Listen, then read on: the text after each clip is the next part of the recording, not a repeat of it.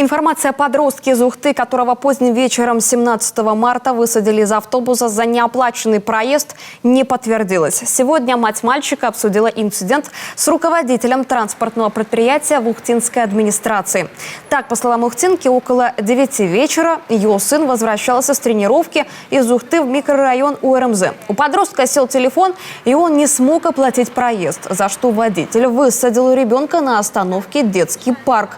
Ситуацию сегодня детально изучили, и, как выяснилось, высадить мальчика в этом месте водитель никак не мог. Автобус просто проехал остановку мимо. Момент зафиксирован системой видеонаблюдения.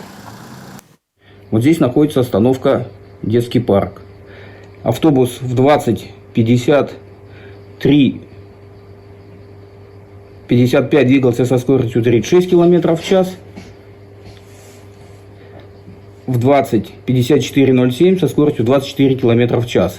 Остановиться и разогнаться до такой скорости за короткий промежуток времени ПАС не в состоянии. Ну и, соответственно, движемся дальше и видим, что следующая остановка у него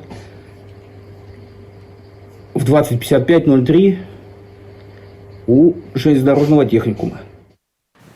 В соответствии с федеральным законом, все автобусы для перевозки пассажиров на территории города оснащены системой объективного контроля ГЛОНАСС. Система позволяет следить за перемещением каждой транспортной единицы онлайн и офлайн с хранением этих записей в течение нескольких лет.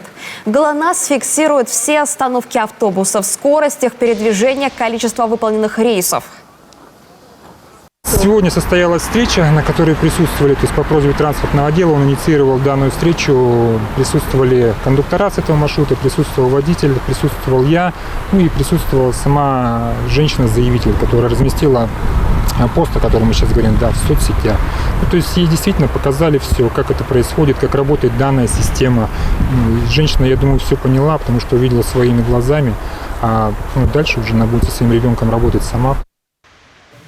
Руководитель транспортного предприятия подчеркнул, что организация всегда идет навстречу пассажирам, и в случае невозможности оплатить проезд никого не высаживают. Вне зависимости от возраста. Мать мальчика комментировать ситуацию отказалась и жалобу в группе в социальной сети уже удалила.